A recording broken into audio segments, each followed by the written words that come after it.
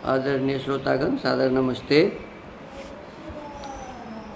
जैसा कि मैं आपसे निवेदन कर रहा हूँ, अपने भारतवर्ष में, उसमें भी भारत के पिछड़े हुए जो राज्य हैं उनमें एक बिहार, और बिहार में भी जो अपने नेपाल के बॉर्डर से लगे हुए ज़िले हैं जो अत्यंत ही पिछड़े हुए क्षेत्र हैं, तो इन क्षेत्रों में, इन ज़िलों में ईसाई मिशनरियों के द्वारा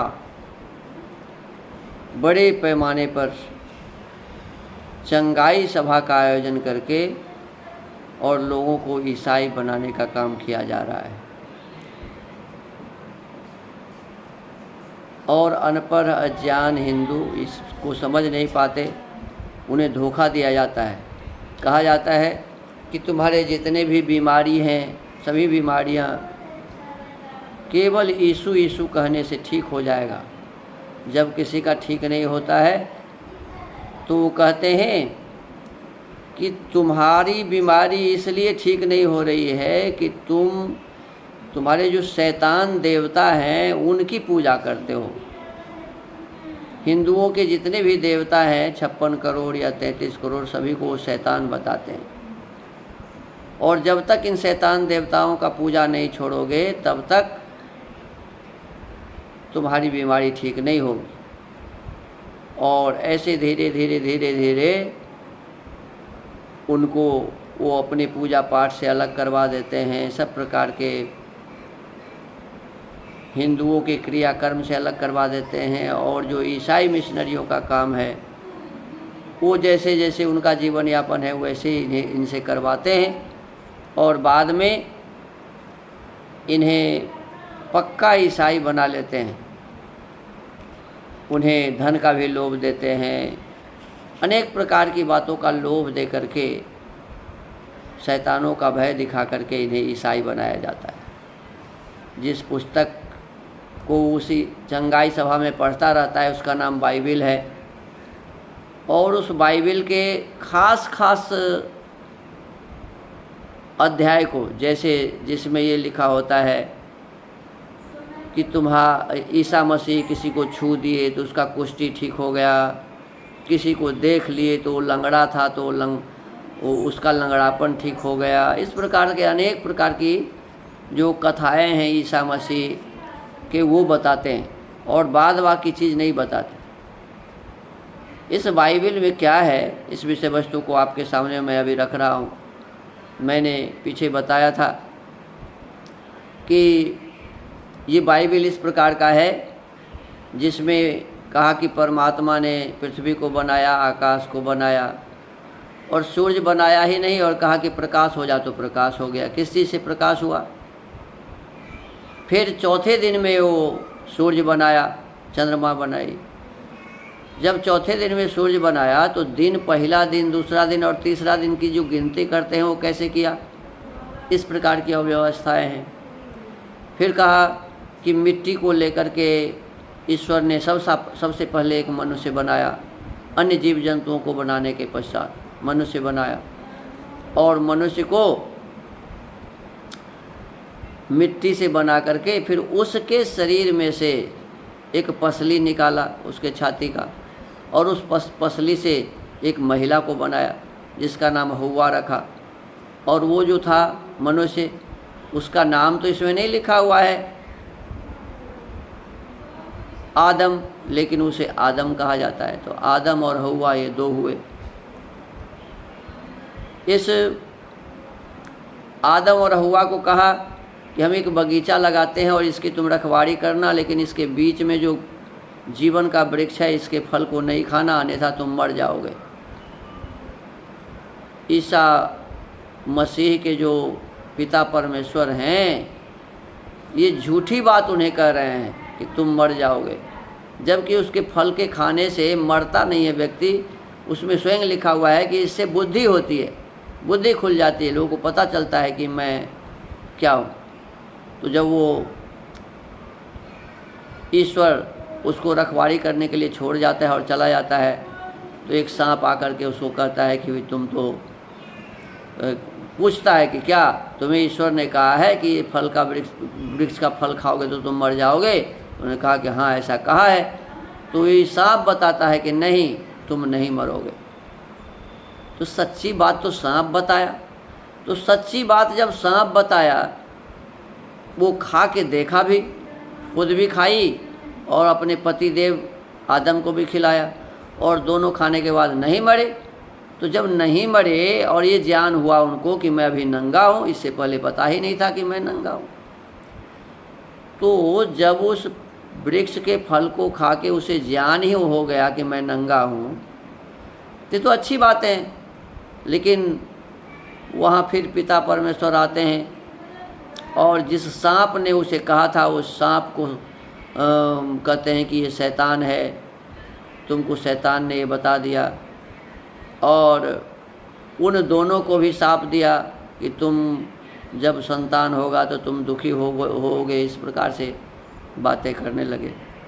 कहने का अर्थ है कि ये सब अव्यवस्थित बातें हैं। जिस धर्म के ईश्वर झूठ बोले तो उसे फिर ईश्वर किस चीज़ को कहें? वह ईश्वर कैसे? तो ऐसे ईश्वर नहीं होते। इसके पश्चात और भी बातें आपको बताई गई कि किस प्रकार से ये ईसा मसीह के ईश्वर सारे मनुष्यों से द्वेष करने लगते हैं, और एकमात्र नूह जो उसी आदम और हव्वा के ख़ानदान में होता है, वो नूह से केवल स्नेह करने लगे और बोले कि मैं सारे मनुष्यों को मिटा दूंगा। और इस प्रकार से नूह को कहा कि एक तुम नाव बनाओ, और वो नाव बनाया। उस नाव में नूह, उसके बेटा सेम, दूसरा बेटा हाम, तीसरा बेटा याफत और नूह की पत्नी, और इन तीनों उनके पुत्र की पत्नी, अर्थात तीनों पुत्र वधू, ये सब 8 जने उस नाव में सवार हो गए। ईश्वर ने कहा कि जितने भी अन्य पक्षी, पशु, सांप आदि रेंगने वाले, जलचर, थरचर जितने जीव हैं, सब में से एक एक जोड़ा तुम अपने इस नाव में रख लेना, उसको मैं जिंदा रखूँगा, बाद बाकी सभी जीव को भी मार डालूँ। और ऐसा ही हुआ। 150 दिनों तक वर्षा होती रही, और उस वर्षा में पानी इतना हो गया कि पहाड़ से ऊपर तक हो गया, और सभी उसमें डूब के मर गए। केवल ये बाकी रहा। बाकी जब इसके पश्चात में लिखा हुआ कि जल प्रलय समाप्त हुआ, तो इसके पश्चात में ईश्वर को खुद पछतावा होने लगा कि मैंने ये गलती किया, अब मैं ऐसा नहीं करूँगा, अब मैं किसी भी मनुष्य को नहीं मारूँगा, क्योंकि मनुष्य तो जन्म से ही उसके भीतर में कमियां होती हैं। तो ये पहले पता क्यों नहीं चला? जब कमियां होती हैं तो आज पता चल रहा है। तो ईश्वर सर्वज्ञ नहीं है, इसीलिए इसे पता नहीं चला। वो ईश्वर है ही नहीं, कोई खास एक व्यक्ति है जिसे ईसा मसीह के ईसाई लोग ईश्वर कहते हैं। तो ये कोई ख़ास बात भी नहीं करते। भेड़ बकरी चराने वाले लोग हैं ये लोग, और भेड़ बकरी चराने वाले जैसे बात करते हैं वैसे ही बातें कर रहे हैं।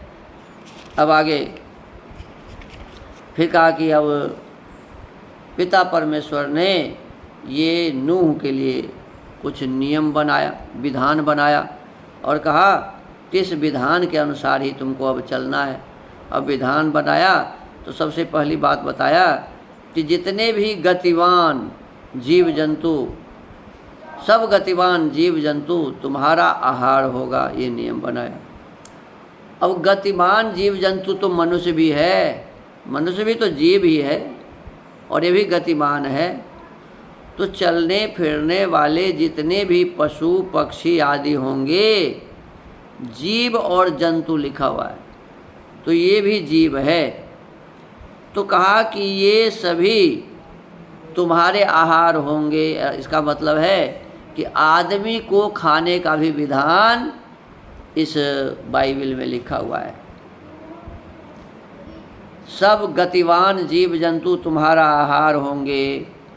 सूअर हो, कुत्ता हो, बैल हो, घोड़ा हो, हाथी हो, गाय हो, ऊँट हो, और फिर मनुष्य हो, ये सभी तुम्हारे खाने के सामान होंगे। आहार का मतलब होता है भोजन, तो खाने का सामान होंगे। फिर आगे कहते हैं कि जैसे मैंने तुमको हरे पौधे दिए थे वैसे अब सब कुछ देता हूँ। हरे पौधे को तुम जैसे खाते हो वैसे सब कुछ को खाओ, और सब में जीव का मतलब मनुष्य भी, सब को खाओ, क्योंकि मैं निश्चय ही तुम्हारे रक्त का बदला लूँगा। अब आगे कहता है कि तुम्हारे रक्त का, किसके रक्त, माने ये जो नूह आदि है इसके रक्त, इसका तो कोई रक्त बहा नहीं जो इसके रक्त का बदला लेगा, लेकिन कह रहा है कि तुम्हारे रक्त का बदला लूँगा। जो कोई मनुष्य का रक्त बहाएगा उसका भी रक्त मनुष्य द्वारा बहाया जाएगा। कहते हैं कि जो मनुष्य को मारेगा तो उसको भी मारा जाएगा। तो चलो ये तो थोड़ी देर के लिए भी है कि भाई चलो भाई कोई हमें मारता है तो उस रक्षा करने में भी उसकी हत्या हो सकती है, तो कोई मारता है तो उसको मारेंगे, ऐसा कहता है। जो कोई मनुष्य का रक्त बहाएगा उसका भी रक्त मनुष्य द्वारा बहाया जाएगा, क्योंकि परमेश्वर ने मनुष्य को अपने स्वरूप में बनाया है। अब ये बदला लेने वाली बात मनुष्य में तो हो सकता है लेकिन ईश्वर में तो नहीं होता। लेकिन ये कहते हैं कि ईश्वर के स्वरूप में मनुष्य को बनाया गया। इसका मतलब ईसाई के ईश्वर भी बदला लेने वाले हैं। अब आगे कहते हैं, परमेश्वर ने नूह और उसके पुत्रों से कहा, मैं तुम्हारे और तुम्हारे पश्चात होने वाली तुम्हारी संतान के लिए एवं तुम्हारे साथ के प्रत्येक जीवित प्राणी अर्थात पक्षी, पालतू पशु, पृथ्वी के समस्त वन पशु और जलयान से बाहर निकलने वाले सब जीव जंतुओं के लिए विधान ठहराता हूँ। जितने भी जीव जंतु हैं अब सबके लिए विधान बनाता है। क्या बनाता है सुनिए, मैं तुम्हारे लिए यह विधान ठहराता हूँ कि फिर कभी जल प्रलय से प्राणी नष्ट न होंगे। अब ये उसके लिए क्या विधान है? ये परमात्मा कह रहा है कि अब कभी भी जल प्रलय नहीं होगा और कभी भी लोग नहीं मरेंगे। लेकिन ये बात तो बिल्कुल झूठी है। अरे समुद्र के आसपास तो जल प्रलय होते ही रहते हैं और लाखों लोग मर जाते हैं, लगभग प्रत्येक वर्ष ये होता है। तो ये कैसे कहा कि अब जल प्रलय नहीं होगा? कहते हैं कि जल प्रलय से प्राणी अब नष्ट न होंगे, पृथ्वी का विनाश करने के लिए फिर कभी जल प्रलय न होगा। बताइए, एक ही बात को कई बार कहते हैं। पृथ्वी का तो विनाश प्रत्येक वर्ष होता है जल प्रलय से।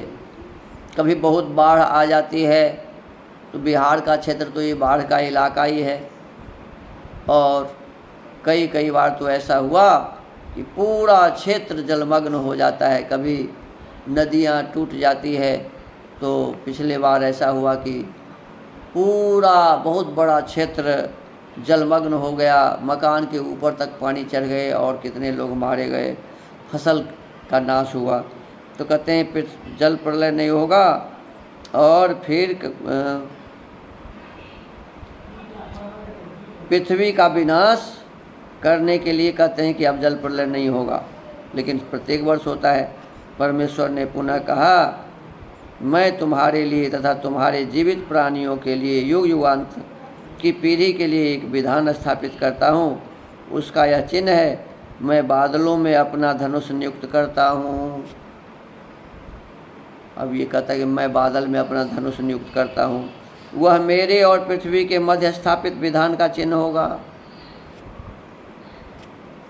जब मैं पृथ्वी के ऊपर बादल लाऊंगा और उनके मध्य धनुष दिखाई देगा, तब तुम्हारे एवं समस्त जीवित प्राणियों के लिए स्थापित अपने विधान को स्मरण करूंगा। ये कोई बात ही हुई? कुछ समझ से परे बात है। अब आकाश में जब सूर्य की किरणें पड़ती है और पानी के कण होते हैं, तो उस पर जब सूर्य की किरणें पड़ती हैं तो एक धनुष के आकार का बन जाता है, इंद्रधनुष जिसे कहते हैं। तो कोई भगवान थोड़े आकर के उसको बनाता है, वो तो पानी के कारण है और सूर्य की किरण के कारण है। और जल का प्रलय कदापि न होगा। फिर कहता है कि जल का प्रलय अब कदापि न होगा, कि समस्त प्राणी नष्ट हो जाए। जब बादलों में धनुष दिखाई देगा तब उसे देखकर मैं उस शाश्वत विधान का स्मरण करूँगा जो मुझ परमेश्वर और पृथ्वी के समस्त जीवित प्राणियों के मध्य स्थापित किया गया है। तत्पश्चात परमेश्वर ने नूह से कहा, जो विधान मैंने अपने और पृथ्वी के समस्त प्राणियों के मध्य स्थापित किया है उसका यही चिन्ह है। ये न तो कोई विधान स्थापित किया न कोई चिन्ह दिया, ये बेकार की बातें करता है ये परमेश्वर।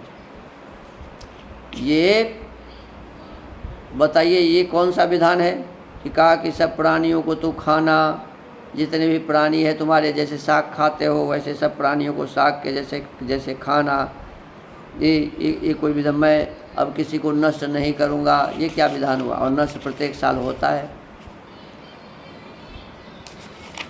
अब कहते हैं जलयान से बाहर निकलने वाले नूह के पुत्र शेम, हाम और याफत थे। हाम कनान का पिता था। अब हाम का एक बेटा था, हाम का एक बेटा था जिसका नाम था कनान, दूसरा बेटा था पूट, तीसरा बेटा था मिस्र, चौथा बेटा था कुश। ये चार बेटे थे हाम के, कुश, मिस्र, पूट, कनान। और इस कुश के एक बेटे थे जिसका नाम था सबा। ये मिस्र जो था, ये मिस्र के जो बेटे थे उसमें एक का नाम था लूदी, एक अनामी, एक लहाबी, एक नप्तूही, एक पत्रूसी, एक कसलूही और एक कप्तोरी। ये 7, 1 2 3 4 5 6 7, ये 7 बेटे ये मिस्र के थे। पूट का इसमें नहीं लिखा है। कनान के जो संतान लिखे हुए हैं वो कनान का है सीदोन, हेत, यबूसी, एमोरी, गिरगासी, हिब्बी, अर्की, सीनी, अरवादी, समारी और हमाती। ये सभी कनान के पुत्र यहाँ गिनाए। तो इस प्रकार से इनके खानदान में ये लोग हुए। कहते हैं हाम कनान का पिता था, माने हाम का बेटा कनान था। कहते हैं ये ही 3 नूह के पुत्र थे। नूह के तो पुत्र शेम, हाम और याफत थे। ये ही 3 नूह के पुत्र थे और उनके द्वारा ही पृथ्वी मनुष्यों से भर गई। अब जिस समय बाइबल बनाया गया तो उस समय तो ये इसमें है, ये कहा जा रहा है कि ये सभी उस समय थे और उसी समय पृथ्वी भर भी गई। ऐसे कैसे हुआ? तुरंत ये परमात्मा शुरू भी कर रहे हैं और तुरंत सब भर भी गई। तो इस प्रकार से आगे जितने भी मनुष्यों का इसमें वर्णन आएगा तो कहते हैं कि इन्हीं तीनों के संतान थे।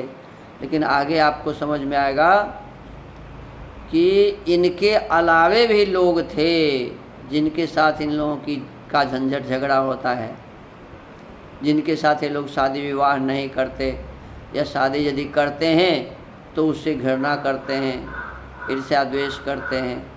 तो इस प्रकार से कुछ और भी लोग थे, उनका इसमें कोई भी पता नहीं बताया हुआ कि वो व्यक्ति कहाँ से आया। तो अब आगे पुनः इस विषय वस्तु पर हम चर्चा करेंगे।